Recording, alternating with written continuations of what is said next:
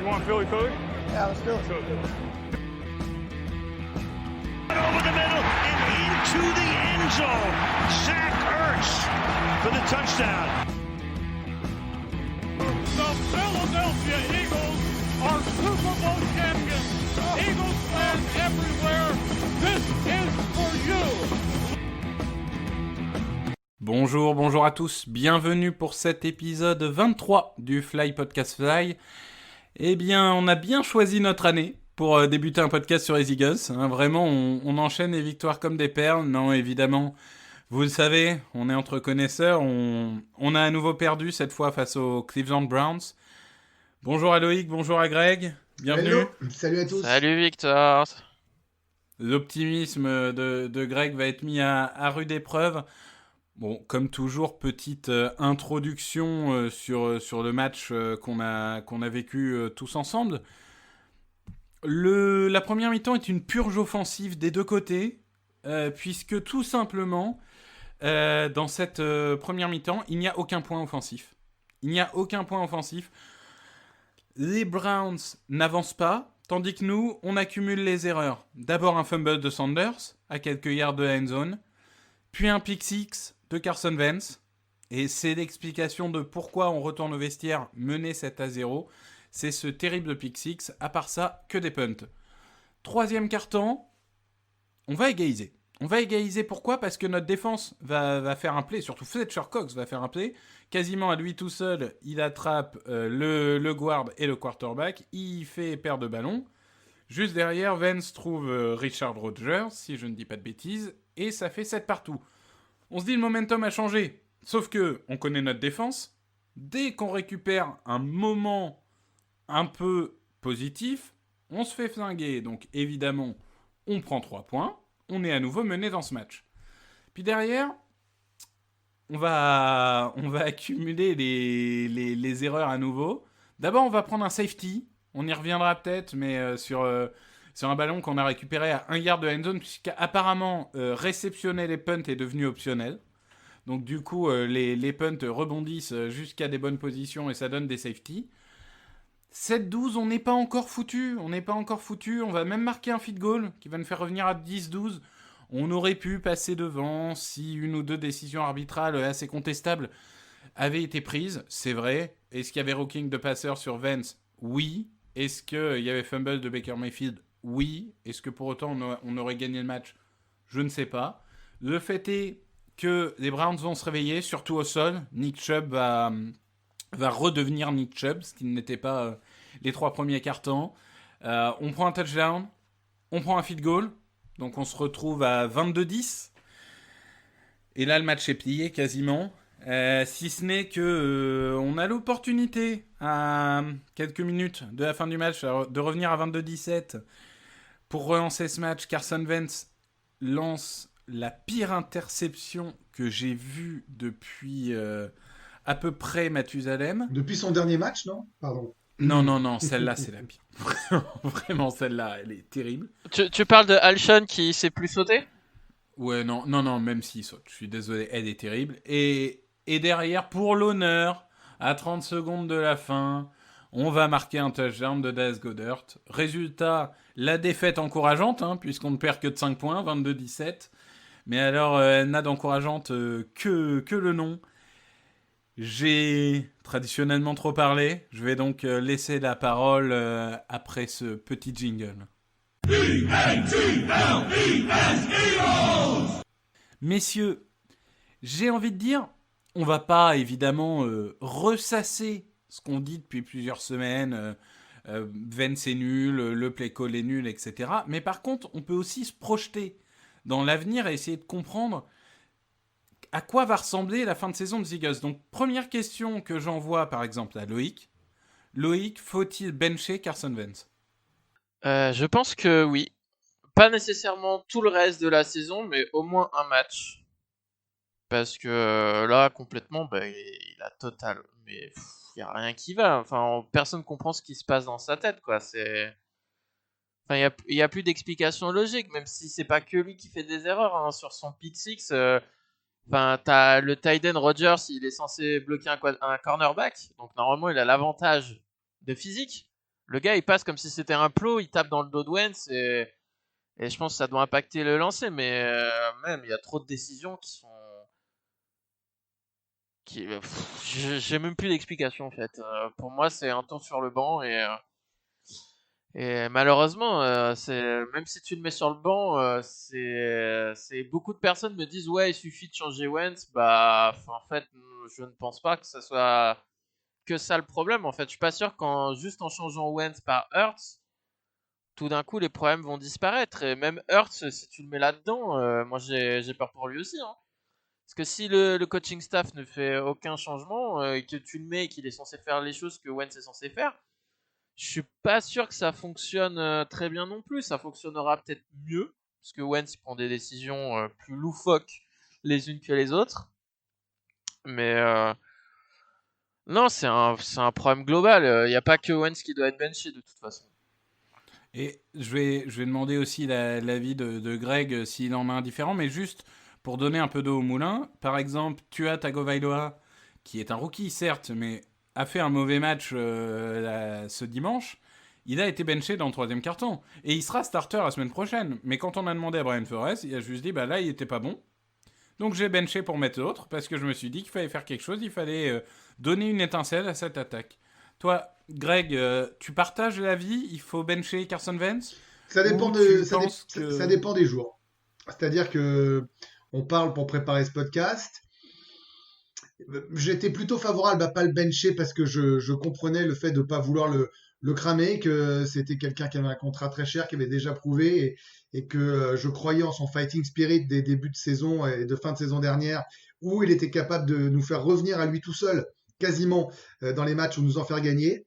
C'est plus le cas depuis 2-3 rencontres. Loin de là, il les fait même perdre. Donc ça me pose un vrai problème. Je suis tout à fait d'accord.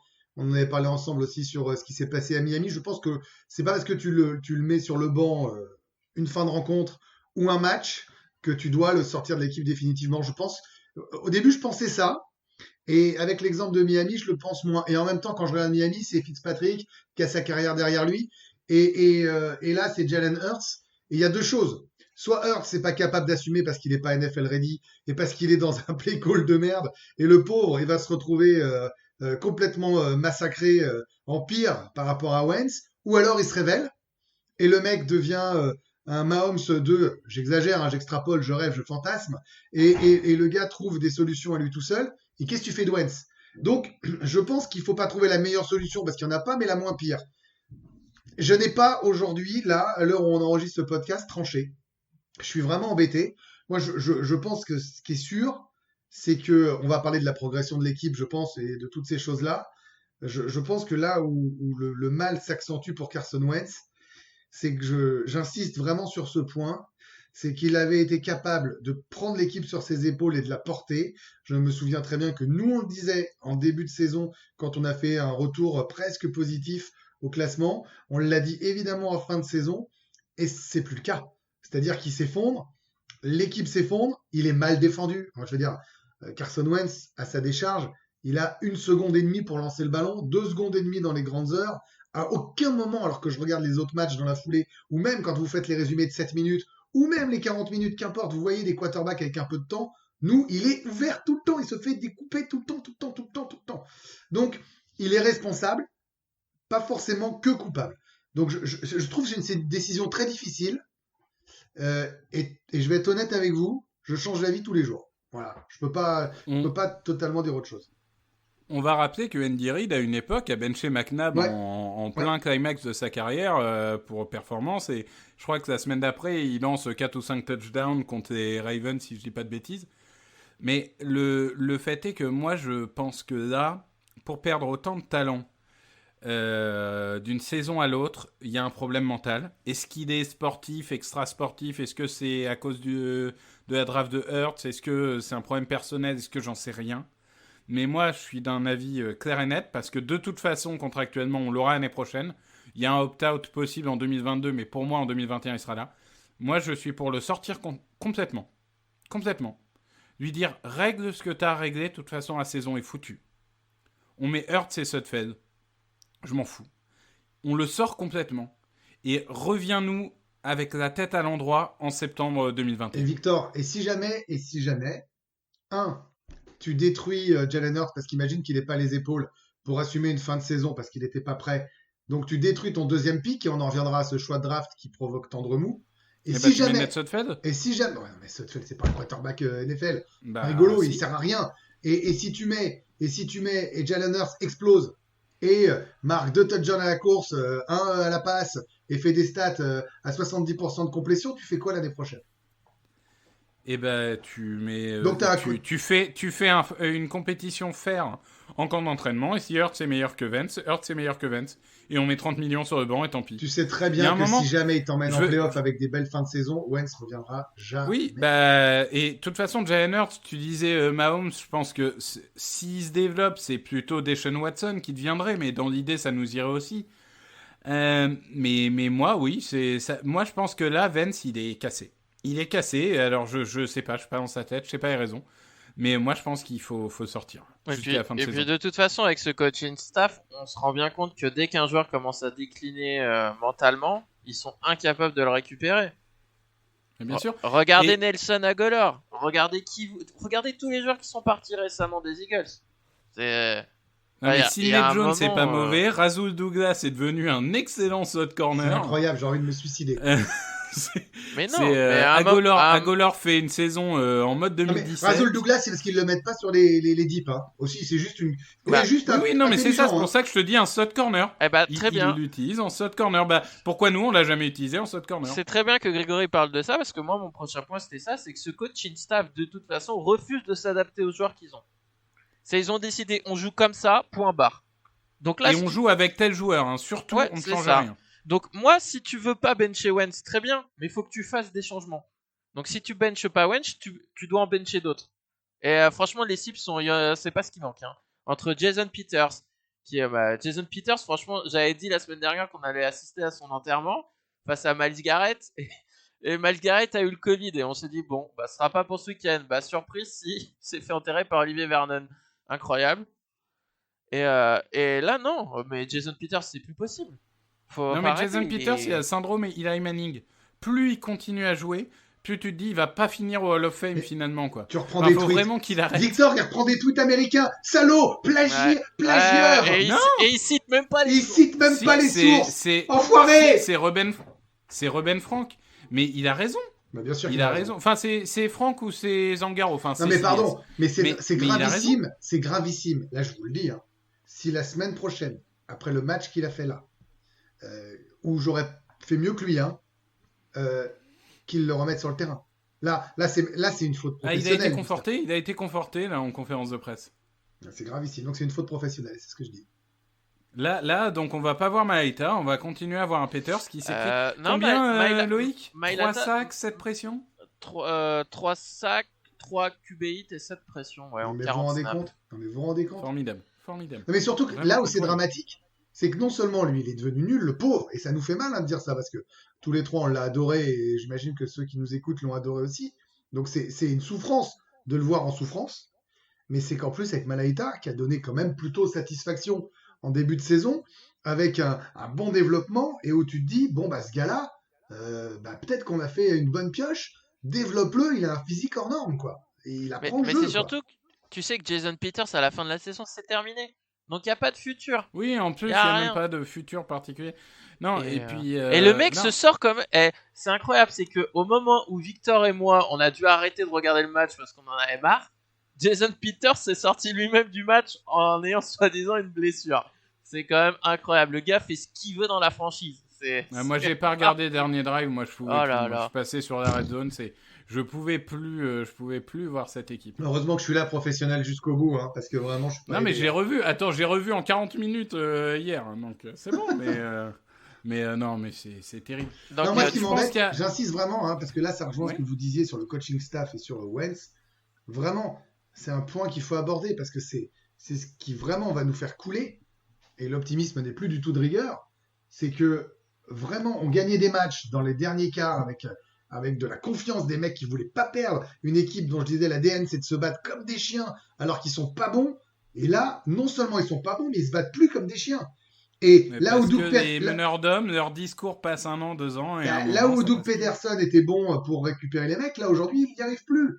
Et donc même moi qui étais parmi nous trois son plus ardent défenseur, là je me pose des questions et je me dis il faut qu'il y ait un changement. Et je pense que le changement, je vous le dis, hein, j'insiste sur ce point-là, il viendra du proprio. Quand je vois ce qu'il a fait l'an dernier, quand je vois ce qu'il a là, il est devenu ambitieux, il a goûté à l'odeur du sang avec le Super Bowl, il commence à prendre de l'âge, il veut en vivre un deuxième, il laissera pas faire. Il ne laissera Et pas il a faire. goûté à l'année de trop avec Andy Reid aussi. Parce que Andy Reid, on l'adore. Hein, on l'a eu pendant 15 ans. C'était tellement de bonheur. Il nous a apporté beaucoup de bonheur. Mais la dernière saison d'Andy Reid, c'est l'année de trop. Oui. C'est catastrophique. Bon, ça peut arriver. Hein. Donc, il y a un moment... 4 victoires, 12 défaites, ouais. Non, et puis même, dans le jeu, dans l'ambiance des vestiaires, dans les situations contractuelles, tout était... Ah, mais il y a beaucoup de similarités cette Il y année. a beaucoup de similarités entre 2012 et cette année. Et c'est pour ça que je pense que... après le podcast de la semaine dernière, j'étais presque convaincu par Grégory qu'il lui laisserait encore 1 an. Non, moi je pense que non. Après ça, je pense que vraiment, si vraiment ce trend-là, c'est jusqu'à la fin de la saison, je pense qu'il survit pas. Bah là, en fait, je lisais ce matin que d'après Adam Kaplan, Jeffrey Lurie, il a dit au coach des Eagles après le match contre les Cowboys qu'il n'était pas du tout content de l'attaque et que ça devait changer d'ici la fin de l'année. Depuis, ils ont fait 2 matchs encore pires. Donc à un moment donné, si ça continue comme ça, je vois pas comment Pederson il va rester en place. Hein.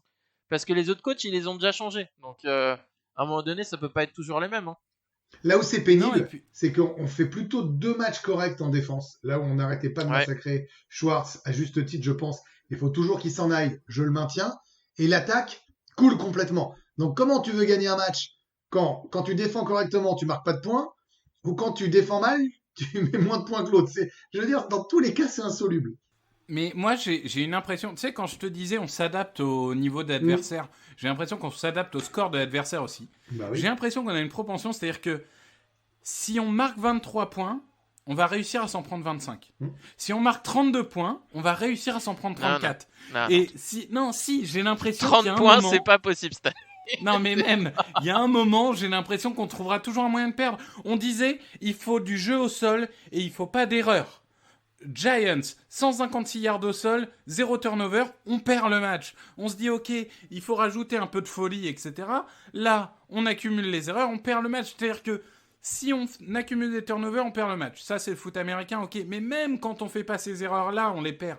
On est devenu une équipe mauvaise. Et ce qui nous arrive, les pertes de balles, les incompréhensions, les machins, ça n'arrive qu'à des mauvaises équipes. Vous savez que Carson Wentz, sur les 2 derniers matchs, et ça a été tweeté, je crois, par PFF, n'a pas fait une passe de plus de 20 yards. Ouais. Enfin, je veux dire, on en est là. On a l'attaque la plus apathique depuis... c'était quoi le tweet qui avait été partagé ? Ça faisait 30 ans qu'on n'avait pas eu aussi peu de yards par passe. Enfin, je veux dire, dans une NFL, il y a 30 ans qui n'était pas celle d'aujourd'hui. Hein. On fait plus de yards à la course par action que de yards à la passe par action. Mais bien dans sûr. la NFL aujourd'hui, c'est... Et vu que Doug improbable. Pederson, comme d'habitude, oublie le run en 3e et en 4e quart-temps, eh bien, il ne se passe rien. C'est catastrophique, c'est catastrophique. Après, oui, il y a des erreurs individuelles. Le fumble de Sanders, alors la météo était dégueulasse. Hein. Non, mais sa tenue de balle était mauvaise tout le match. Sa tenue de balle était bizarre. Il la tenait à la LeSean McCoy, mais tout le monde sait pas faire ça. En plus, sans gants. Bon, alors Nick Chubb n'avait pas de gants non plus, mais lui, apparemment, ça ne gênait pas. Mais Nick Chubb, voilà, il a fait une grosse action. Et non, globalement, la il a pas défense... été... Sanders, il nous tue ce fumble, parce que là où on peut avoir de la confiance, quand ton équipe a 0 de confiance, qu'elle commence le match à moins 20 de confiance, c'est dur, alors que tu peux mener 7-0, le match change, et en plus, derrière, il fait des belles courses, et dans ce drive-là, il fait des belles courses. C'est 10 actions, 70 yards, enfin, et on s'est dit sur WhatsApp, c'était le drive le mieux construit de la saison. Mais après, vous m'avez quand même tous les deux rétorqué, oh, c'est pas grave, ça peut arriver. Bah oui, parce que je le pense. Bah oui. Moi, je le pense. Je pense aussi. Je pense aussi. Tu peux pas te le permettre quand t'es dans cette... En fait, mais moi, ça je pense arrive, juste je suis d'accord avec vous, mais quand tu es dans l'état où les Eagles sont, tu peux pas te permettre de faire un drive comme ça et que ça se finisse avec un fumble. Oui, mais on se c'est permet trop. parce qu'on est mauvais, et quand on est mauvais, on perd des Et on balles. se le permet parce qu'on est à 0-0 début de match et que tu te dis t'as encore 3/4 temps, 3/4 pour te remettre. Mais cette équipe, elle peut pas surmonter Non, des mais c'est erreurs clair. comme ça. Là, je pense que C'est, tu as raison, c'est officiel. C'est qu'ils sont pas c'est trop capables de compliqué. surmonter ça. Et il y a deux Et trucs. ils ont pu, ils ont pas le talent pour surmonter ça, et ils ont pas, comme tu disais, Greg, le mental pour surmonter le déficit de Je talent. dis pas ils ont pas le mental, c'est pire, Victor. Je dis ils ont plus le mental. Et c'est Ils là ont où plus moi envie. ça me fait chier. Ils ont C'est plus que envie. Hein. tout le Ils ont monde plus dans envie. cette conférence de pipeau est en train de progresser. Les Giants, on l'a vu contre nous. Le match, il gagne, il est cohérent. J'ai C'est pesté clair. moi aussi le premier contre l'erreur d'arbitrage, tu l'as rappelé. Enfin, en tout cas, il y a un roughing de passeur qui est évident, qui est pas sifflé. Il y a un fumble de Cleveland qui est évident. Il est pas sifflé, il siffle dans la seconde. Bon bref, c'est pénible. Mais en même temps, Loïc a eu raison de me rappeler que contre Dallas, on récupère un ballon qui doit jamais être récupéré. Donc Oui, bon, le fumble, il voilà, doit jamais être- derrière ça fait ça. Donc c'est pas complètement faux. C'est juste que quand ça tourne mal, et moi je le vis suffisamment souvent sur les plateaux de télé quand on parle de foot, j'allais dire de soccer, bah, c'est comme ça, c'est un fait. Et ben le foot US n'échappe pas à ça. Quand ça tourne mal, et ben c'est mort, ça tourne mal. Tu peux plus inverser à un moment. Et le pire, c'est que dans cette conférence, et c'est là où je veux en venir, c'est que tous y progressent. C'est-à-dire qu'on est battu par des équipes dans une division nulle, mais que ce soit les Giants, les Cowboys contre les Vikings, Washington ce week-end, et même contre nous tous, ils progressent. Ils virent les joueurs à virer, ils jouent de mieux en mieux, ils changent leur jeu, ils avancent. Nous, on recule. Bah, Washington, par exemple, ils battent les Bengals. Ils ont toujours rien en attaque. Hein. En attaque, ils ont McLaurin, c'est tout. Ils ont pas de ligne, ils ont Alex Smith qui a vieilli quand même. Ils ont des coureurs qui sont inconstants. Ils ont, à part McLaurin, il n'y a rien en Il y a attaque. Gibson aussi quand même. Ouais, d'accord, mais avec presque rien, eh ben, ils font des choses pas mal. Ils ont une défense qui commence à se construire sacrément bien. Bon, en même temps, Ron Rivera est venu là pour ça. Hein. C'est un coach défensif. Je suis d'accord. Franchement, cette équipe, elle est à 1-2 playmakers d'être intéressante. Les Giants, on en parlait avec Plax la semaine dernière, ils sont à 1-2 playmakers d'être une équipe intéressante. Et les Cowboys, qui ont, même s'ils ont loupé leur saison, ils ont un effectif qui est de base est censé être top 10 de NFL, bon, qui est certainement moins que ça, mais on voit que quand ils retrouvent un peu de cohérence, ils ont viré les 2-3 troubles faits de ce vestiaire, comme le disait très bien Loïc avant qu'on enregistre, ils ont retrouvé un peu de stabilité, et ben ils font des choses, parce qu'Andy Dalton n'est pas un mauvais quarterback, enfin, il y a un moment, il y en a qui tombent dessus, mais c'est pas un mauvais, c'est plus un bon, mais c'est pas un mauvais. Et honnêtement, quand on voit, et je crois que Loïc voulait en parler après, mais quand on voit les calendriers, on se dit que sur le talent et sur le calendrier, les Cowboys et Giants peuvent aller accrocher cette division, pas nous. Ah non, mais clairement, pour moi, les favoris, c'est les Cowboys. Hein. Ah, C'est les ils ont un Cowboys. Oui, non, mais calendrier. les Cowboys. Et alors, pour la draft, hein, parce qu'on va peut-être finir maintenant les podcasts avec une course à la draft ou un truc comme ça au bout d'un moment. Mais la très bonne nouvelle, je vais pas dire ça parce que c'est terrible pour le pauvre gamin, putain. Le fait est que les équipes qui sont en duel avec nous pour la draft vont tous affronter les Bengals, qui n'ont plus de Joe Burrow et qui du coup vont plus gagner un match. Mais Bah en fait, la blessure de Joe Burrow, elle est terrible déjà pour lui, pour Cincinnati, mais elle est terrible aussi par les Eagles, par ricochet, puisque Cincinnati, bah, ils affrontaient Washington ce week-end, du coup ils ont perdu alors qu'ils menaient au score quand Burrow se blesse. Ils vont affronter la semaine prochaine les Giants. Donc, ils affrontent encore les Cowboys. Et il y a les Cowboys ensuite. Et ils La bonne affrontent nouvelle, Houston. c'est que moi qui adore les Bengals, comme vous le savez, moi qui adore les Bengals en deuxième équipe, alors très loin derrière les Eagles, Ouais. c'est pas la question, ils auront peut-être 2 fois de suite un premier tour de draft. Et là, les enfants, Non. ça pourrait être Non, sympa. et troisième. Troisième au mieux. Parce que les Ouais, Jets c'est et les vrai. Jaguars. Non, mais par contre, Ouais. là où il y a un vrai C'est débat, vrai. c'est que je suis Bah, enfin, désolé c'est beau, d'ouvrir quand ça dès maintenant, mais enfin, on en est à un point où on parle plus de playoffs et de gagner les divisions. Pour l'instant, le podium de la draft, il est assez clair. Hein. En 1, les Jets prennent Trevor Lawrence. En 2, les Jags prennent Justin Fields. Vous pouvez inverser les deux équipes, peu importe. En 3, les Bengals, qui ont besoin de ligne offensive, vont prendre Penei Sewell, qui est le meilleur joueur hors quarterback, qui est un vrai prospect générationnel. Donc on se retrouve en 4. Et ben en 4, honnêtement, aujourd'hui, il y a quoi ? Il y a Houston, enfin donc Miami, parce qu'il part à Miami, mais le bilan qui nous intéresse, c'est le bilan de Houston. Et il y a des équipes de NFCS, quoi. En Et gros, Chargers. et Chargers. Et les Falcons. Bon. Il y a du monde. Ouais. Il y a un peu de monde, je on veux peut se dire, retrouver dans les 10, équipes 12e, à hein. 3 victoires, franchement. Non, bah non, non. Il y a Greg. qui est dans une plus mauvaise situation que nous? Non, bah c'est ça, voilà, exactement. Je trouve qu'on est la pire équipe. On est la pire équipe Ouais. des équipes à Ouais, 3 ouais, victoires. alors, c'est vrai qu'en momentum, là, on est vraiment parmi les plus nuls, je suis d'accord. Et alors, si on arrive à la 4ème place, je vous donne tout de suite mon prospect de la semaine, hein, Micah Parsons, linebacker de Penn State, qui est le meilleur défenseur de la draft, qui est pas un vrai Mais il jouera linebacker. pas. Ah non, il jouera pas avec Jim Schwartz parce qu'il est rookie et fort, alors ça Ouais, ira pas. c'est ça. Mais enfin, c'est un linebacker très polyvalent, c'est-à-dire qu'il peut jouer edge sur le côté, il peut jouer au centre, il sait défendre la course et la passe. Enfin, c'est le clair défenseur numéro 1 de cette draft. Alors si on finit 4ème, il n'a même pas à déménager. Penn State, il est là. Enfin, c'est une vingtaine de kilomètres, mais bon, ça va pas lui changer la vie. Donc, je vous dis tout de suite, prospect de la semaine, Micah Parsons, Parsons, Penn State. Et puisque tu parles de ça et qu'on s'avance un peu sur la draft, on va y revenir après, mais il y a quand même deux choses que je voudrais signaler quand même, et ça me permet de rebondir là que tu parles de la draft. Un, la pauvreté, l'extraordinaire pauvreté de ce qui est proposé à Jalen Hurts. C'est-à-dire que c'est toujours pareil, il rentre, il fait toujours pas de passe, Il on a va pas toujours de un podcast play. après podcast, il a ta course, vas-y, cours à gauche grand. Bon d'accord. Non, mais apparemment, il est pas capable de lancer le ballon d'après ses coachs, hein, parce que là, Bah, c'est. il est à 2 sur 2. Moi, il est à 2 sur 2 en carrière. L'argument que j'entendais Il est à 2 sur 2 des en carrière. commentateurs de la télé américaine, c'était ouais, mais il doit pas connaître tout le playbook. Non, mais j'ai envie de te dire, à un moment donné, t'es en week 11 ou 12, il est capable de lancer le ballon, le gamin. Mais faut bien arrêter, sûr, mais mais t'as pas besoin de donner un playbook, tu lui donnes 10 actions. Mais oui. Même 10 actions, ça suffit. De toute façon, les mecs en face, ils en connaissent qu'une. Donc ça suffira. Et il est à 2 sur 2 en carrière à la passe. Et puis, je suis désolé, mais il y a un moment, Jalen Hurts bashing. Enfin, je veux dire, Jalen Hurts, moi, clairement, pour moi, c'était un 4ème tour. Ok, je pense que c'est un reach de prendre le second tour.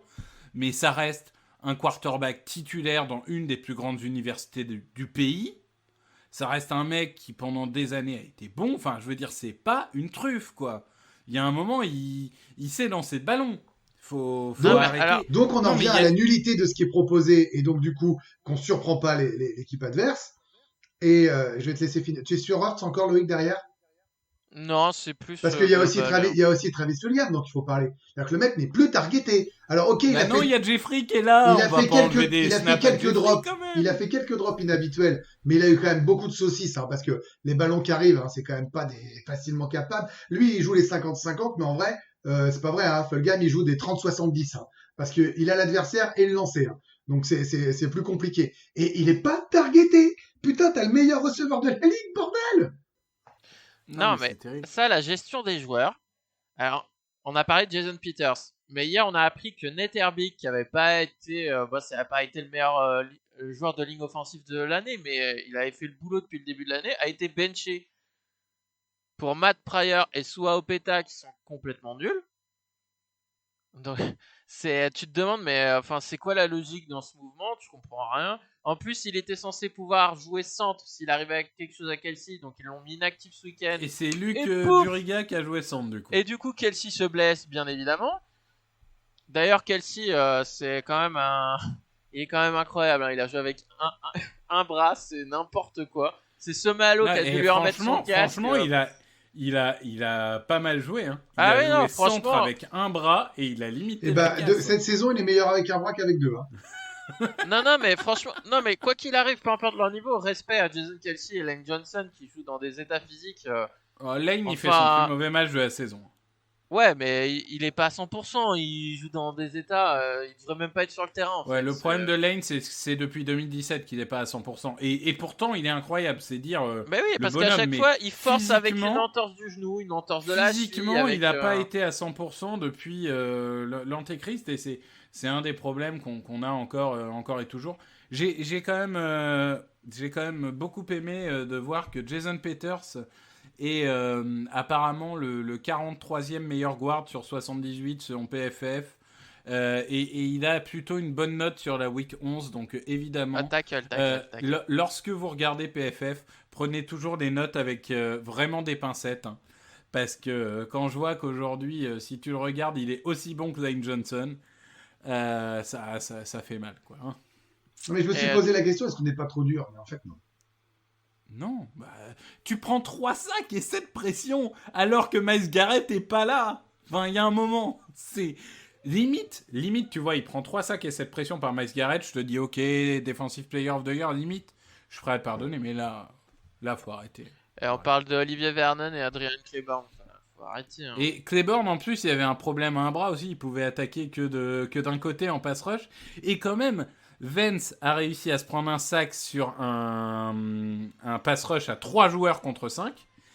Et pour finir de descendre Vance, selon je sais plus quel site de statistiques, Vance est aussi avant-dernier de la ligue, non, ou dernier de la ligue en racing, même quand il n'est pas sous pression. Ouais. Quand il a plus de 3 secondes et demie pour lancer, il a un racing de 44. Mais là où c'est dramatique, QBR, ouais, parce que tu reviens dessus, alors c'est un peu décousu, mais c'est pas grave. Parlons avec le cœur. Non, mais j'y Non, mais reviens t'as parce raison, que... mais tant mieux, mais c'est pas un jugement, parlons avec le cœur en même temps, parce que on oublie des choses, parce qu'il y a tellement de choses à dire à chaque fois négatives qu'on en oublie. Mais 2 actions.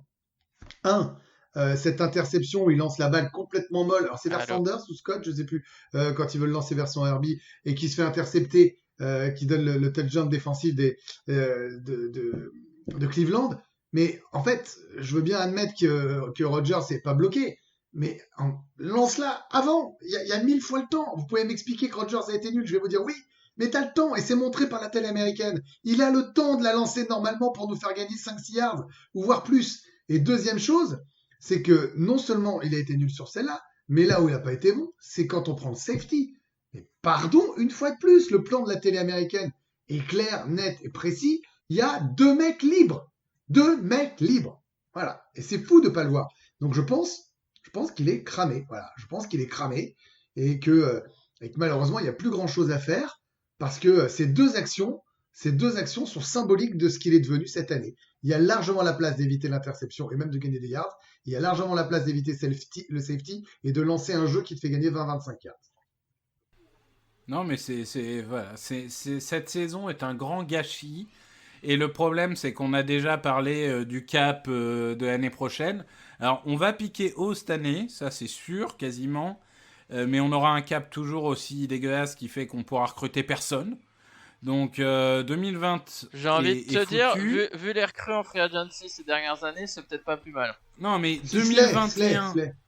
Non, mais 2021... c'est un trade, c'est pas. Oui, c'est un trade. C'est vrai. 2021, on va s'abouffer aussi. Enfin, ça va être une année où on va envoyer les gros contrats à droite à gauche. On va prendre du dead money pour avoir de la flexibilité l'année prochaine. On va repiquer haut et puis on essaiera de gagner des matchs en 2022. Voilà. C'est ça qui va se passer. Non, mais tu sais pas, ça dépend. Franchement, ça peut évoluer vite, mais après, oui, ça peut prendre du temps. Pas déjà se dire qu'il faut attendre 2022. C'est sûr que la situation elle est pourrie, mais déjà, faut faire le ménage. La victoire, c'est devenu Loïc. On ne gagnera pas en 2027. Il est devenu encore plus extrême que moi. C'est n'importe quoi. Globalement, me vole pas ma place. Non, mais si on réussit, pour moi, il y a une seule solution pour qu'on réussisse en 2021. C'est Vance revient avec la tête à endroit. Voilà, c'est tout. C'est Vance redevient Vance. C'est la condition sine qua non. Et on a des retours sur la ligne comme Brandon Brooks, etc. Voilà. Un Vance protégé, un Vance qui retrouve une confiance perdue. C'est tout. Parce que t'as le matos entre les running et les receveurs. T'as le matos normalement. Bah oui, enfin même globalement quand tu regardes notre effectif, c'est pas censé être le 4e plus dégueulasse de la ligue. Ouais, mais après c'est pas que l'effectif, le coaching. Non, c'est pas que l'effectif, on le sait, bien sûr. Le coaching. Voilà, à un moment donné, est-ce que franchement, quand vous voyez l'équipe actuellement, est-ce que vous dites que ça va gagner un match d'ici la fin de l'année? Moi, je dis que le seul risque, c'est on fait le truc du con, c'est-à-dire gagner le dernier match contre Washington, qui sert à rien. Que ça nous fait remonter à draft. Enfin, ça me fait descendre selon comment vous le regardez. Alors après, je vais vous redire ce que je vous dis chaque semaine, et il se trouve que les résultats de ce week-end l'ont prouvé, et même nous, on n'était pas si loin que ça. Ça reste une NFL Covidée, où normalement, dans cette ligue, tu as une chance de battre tout le monde à tout moment, et mais bien sûr, avec cette absence de préparation, ce flou, ces niveaux fluctuants, t'es jamais à l'abri que la 28e équipe puisse battre la 5e. Je veux dire, Je sais Non, bien, mais hein, bien c'est pas pour sûr, passer c'est- pour l'optimiste de base. Mais t'es pas à l'abri d'un miracle, tu sais pas comment. Mais de toute façon, là, ça joue pas en mode faveur. Mais entre guillemets, l'ode à la NFL, c'est aussi ça. C'est que on n'est pas comme en NBA où on va avoir 4 fois la même finale d'affilée. Ce qui est génial avec la NFL, c'est qui aurait dit que les Eagles et les Cowboys allaient se péter la gueule? Qui aurait dit que les Rams et les Cardinals tiendraient tête aux Seahawks avec autant de talent? Qui aurait dit que les Dolphins reviendraient aussi vite dans la course aux playoffs? Qui aurait dit que les Ravens seraient aussi mauvais et qu'à l'inverse, les Steelers seraient aussi dominants? C'est la beauté de la NFL. C'est la beauté de la NFL. Donc c'est il y a pour des ça que choses tu qu'on peux voit pas venir et dire d'autres que l'année qu'on voit pas. prochaine, d'office, faudra attendre 2022 pour gagner des matchs parce qu'on sait jamais. hein. Prouvez-moi. Prove me I'm wrong. Mais c'est tout, c'est entre guillemets, c'est tout con. Il suffit que tu changes de coach, tu engages le bon coach, que tu recrutes le bon joueur avec ton top 5 pick, et tu peux lancer une dynamique. Je te dis pas que tu vas gagner 10-12 matchs, mais je te dis qu'avec les joueurs que tu auras de façon dans l'effectif, si tout se met plus ou moins bien en place, tu peux en gagner facilement 8. Adam Gase sera peut-être disponible. Hein. Ah mon dieu. Bah si le but c'est d'avoir le premier pick en 2022, ouais, faut le prendre. Adam Gase, génie offensif, hein, on le rappelle, dont le titre de génie offensif vient du fait qu'il tenait la canette de Gatorade de Peyton Manning. Bon, est-ce que vous avez quelque chose à rajouter ou est-ce qu'on passe sur la preview? Va sur la preview. Allez, Bah, on si. part sur la preview. And picked up by Westbrook. Westbrook on the return. Here comes Westbrook. He's got a lead. Here comes Westbrook. He gets by. Brian Westbrook going all the way. Touchdown, Eagles. La preview. Eh ben, vous savez quoi? On affronte une petite équipe pas très forte. Avec un Pas très fort la semaine quarterback prochaine, hein. pas très très fort non plus. Un quarterback moyen. Franchement, des receveurs nullissimes. Vraiment, alors là... Ah bah, je me rappelle, regardez, j'ai la feuille. Metcalf, énorme joke, jamais le drafté. Victor Rouillet, il y a 2 ans. Comment ça va, toi? Mais c'est pas vrai, mais putain, c'est incroyable quand tu déformes les propos. Je pense toujours qu'il aurait pas réussi chez nous. Et Moins je bon pense- que JJ Arcega-Whiteside, il paraît. Ouais. Ah oui. Par contre, moi, j'étais persuadé que JJ Arcega-Whiteside était plus NFL ready. D'ailleurs, on n'a plus de Pas nouvelles. moins bon, mais plus NFL ready. Faut quand même se souvenir que Metcalf, c'est un redshirt sophomore qui produit pas tant que ça en université et en fait, dont on se rend compte aujourd'hui qu'il était très mal coaché. Parce qu'il y a beaucoup de tracés qu'on ne lui faisait pas faire en disant tu ne sais pas les faire. Et en fait, on s'est rendu compte qu'il sait très bien les faire. C'est juste qu'ils lui ont jamais fait confiance. Non, mais tu peux mettre des mots compliqués, nous parler des tracés, tu t'es vautré. Fini ton preview. Non, mais c'est fini. Non, c'est faux, C'est fini, cette histoire. C'est complètement faux. Je me suis vautré sur plein de joueurs, mais sur DK Metcalf, c'était beaucoup plus compliqué que ça. Donc les Mais Seahawks. par contre, j'étais persuadé que JJ Arcega-Whiteside serait un excellent receveur. Ça, c'est sûr, par contre. Donc les Seahawks. Donc les Seahawks, alors les Seahawks, ils savent attaquer, ça on le savait, hein. Ils ont eu un début de saison tonitruant. Par contre, ils prenaient 500 yards par match. Mais c'est pas grave, ils en faisaient 550. Ils prenaient 35 points, mais c'est pas grave, ils en mettaient 38. Bon, très bien. Ils gagnaient match sur match. Tout allait tranquillement pour les Seahawks. Et ils ont eu 2 matchs très compliqués. Mais alors très compliqués, où vraiment... Wilson n'a pas été bon. Et quand Wilson n'est pas bon, cette équipe perd. Et du coup, ils ont perdu contre les Rams et ils ont perdu contre les Bills. Bon, entre guillemets, ils n'ont pas non plus perdu contre des peintres. hein. Ah bah, On parle de... deux équipes Ouais. à 70% de victoire. Voilà, Donc, non, mais on parle de 2 très bonnes équipes. Donc voilà. Et là, ils ont battu Arizona. Dans un match, quand même, Arizona, cette année, c'est pas rien. C'était d'ailleurs leur première défaite en overtime plus tôt dans la saison. Et non seulement ils ont battu, non seulement ils ont été cohérents en attaque, mais en plus la défense s'est réveillée. Notamment avec Jamal Adams qui revient enfin à 100% physiquement, un Dunlap qui apporte depuis son trade, et on va dire des joueurs globalement qui performent beaucoup mieux. Donc voilà, on affronte une équipe qui a retrouvé confiance, qui a 7 victoires pour 3 défaites. J'ai envie de dire que, allez, je prends l'argument du pourquoi on va gagner. Il nous a été donné sur Twitter, je crois que c'est Electrosa, parce que nos 3 victoires, c'est nos 3 matchs en prime time. Donc la 4e match en prime time, 4e victoire, voilà. Non, mais c'est vrai qu'on s'inflige les dimanches soirs de défaite. En fait, ça rend fou. Pas gagner une fois à 19h, bordel. Ouais, mais par contre, on s'est jamais levé la nuit pour rien. Du Oui. coup. C'est pas faux. Mais je vais vous dire, moi, pourquoi on va perdre. Et pourquoi on perdra le match contre Arizona aussi? Parce qu'on va les jouer, les Cardinals. Parce qu'ils ont tout simplement 2 des meilleurs quarterbacks quand ils courent. Et nous, dès que les mecs savent à peine marcher, ils nous transpercent. Donc, fin du On débat. rappelle que Daniel Jones, c'est Usain Bolt. Ah bah, Daniel Jones, c'est Lamar Jackson. Hein, c'est le même. Hein, enfin, en tout cas, Mais contre les Eagles, c'est lui. tu rigoles, mais Daniel Jones, c'est quand même le quarterback qui a couru le plus vite cette année. Hein. Non mais Il avance. c'est la Hein. main. On Oui, rigole, oui, on rigole, attends, mais il avance. Hein. c'est un bon coureur, on est d'accord. Mais là, je vois pour l'argument. Mais ce que je veux dire, c'est que nous, on sait pas défendre sur les quarterbacks qui avancent. Et là, on va jouer 2 quarterbacks qui, si jamais on défend bien, jamais, parce qu'on n'a pas de CB2, mais imaginons, si jamais on défend bien sur leur receveur, eh ben les gars, ils vont faire, oh, un petit trou, et hop, touchdown de 70 yards. On rigolera. Hein, Après, c'est plus vrai pour Murray que pour Wilson, qui est moins un coureur compulsif, mais il peut le faire. Mais il peut nous ouvrir, Wilson, Oui, mais oui. attends. Mais c'est surtout le duo de receveurs. Enfin, Lockett-Metcalf. Bah, ça fait un de trop pour Slay, parce qu'il est tout seul. Exactement, ça fait un peu pour Slay. Donc il y en a un qui Puisque sera la toujours danseuse libre. Maddox, parce qu'apparemment il fait des pas de danse lui dans la end zone maintenant quand il faut défendre. Il y en a un qui sera Donc, toujours ça- libre. Voilà, c'est simple. Ouais, Oui. et puis Et même Slay face à Metcalf. Ouf. Metcalf, en plus, il doit être vénère parce qu'il a été tellement éteint par Ramsey. Là, tu sens qu'il était contre les Cardinals, il y avait un truc à prouver. Et d'ailleurs, tiens, je rajoute un truc. Les Seahawks ont eu 10 jours, hein, puisqu'ils ont joué le jeudi. Donc, ils seront aussi beaucoup plus frais, puisque on est la seule équipe qui joue moins bien quand on a plus de préparation. Mais les autres équipes, en général, ils jouent mieux. Puis faut rappeler quand même que Doug Peterson contre Pete Carroll, c'est catastrophique. L'attaque n'a jamais dépassé les 20 points, même en 2017 où tout allait bien.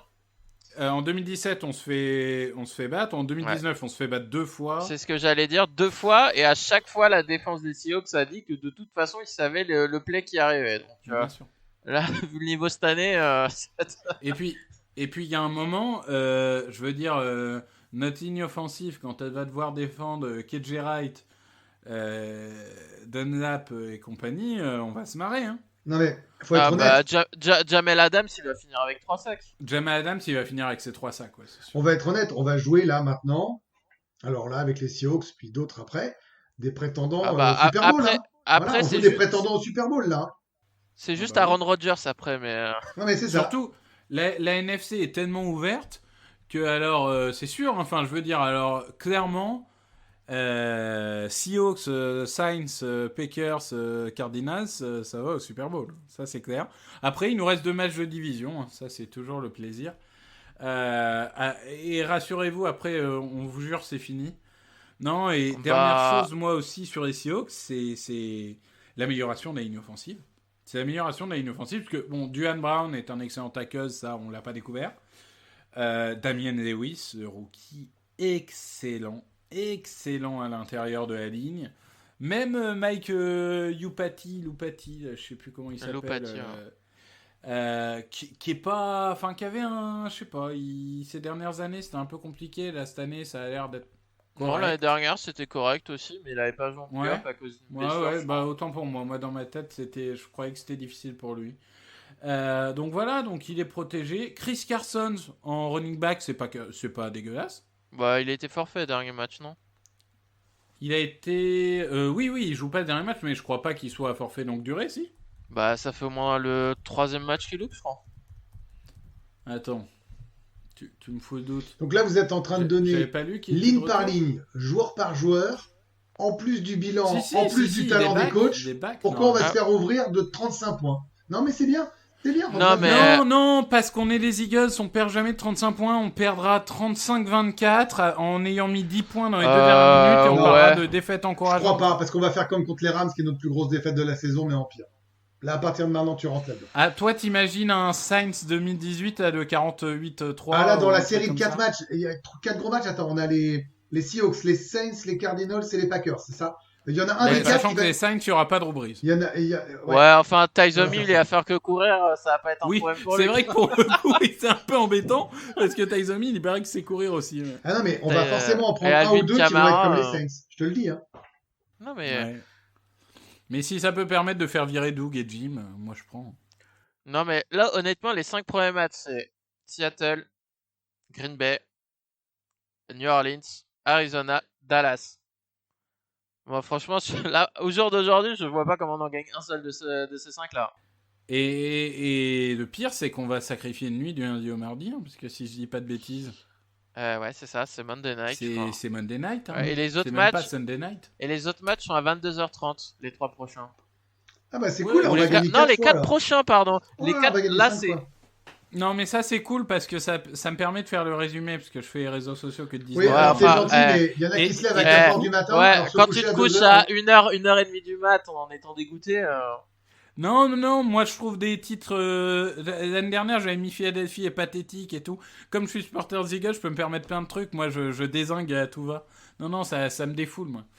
Ça me défoule. Je me souviens que mon chapeau, donc la phrase d'introduction d'article, c'était « Je n'attendais rien, mais je suis quand même déçu ». Je sens que ça va être comme ça d'ici la fin de la saison. Mais...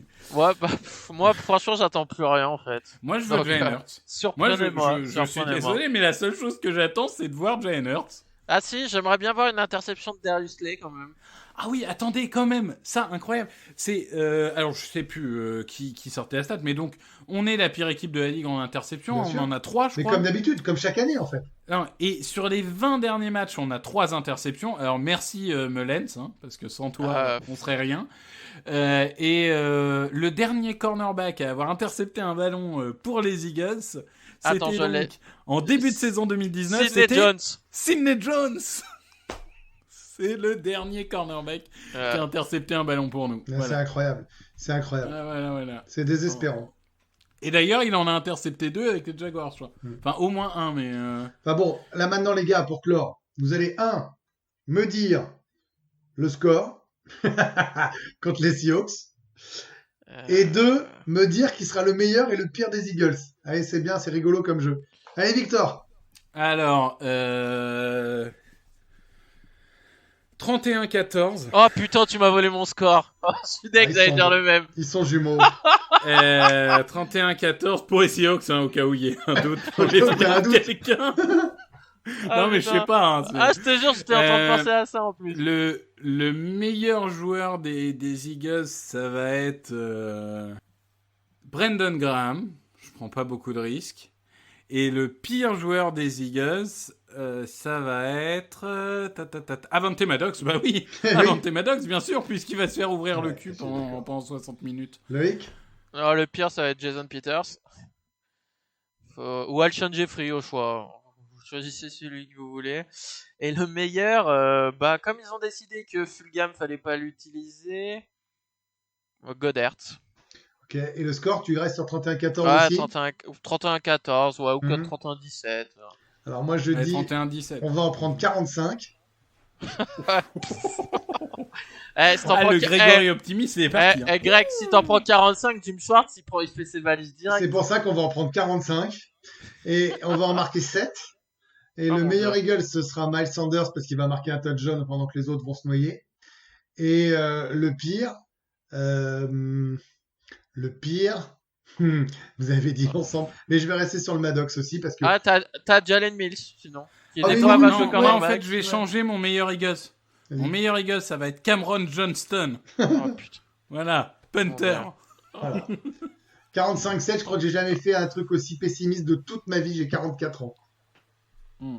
Mais j'en peux plus. Tu les fais pas. Hein. J'en Ah, peux mon plus. Dieu. C'est gentil. Mais T'en fais 32. hein. J'en peux plus. Voilà. Il en a rien à faire.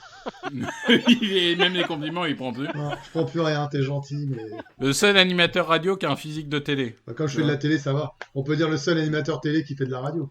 Ah bah non, il y en a 1000. Nous, on a des physiques de radio, donc c'est pour ça que vous Ah. ne voyez pas. Mais non, Non, vous êtes des c'est- beaux gosses. On se cache.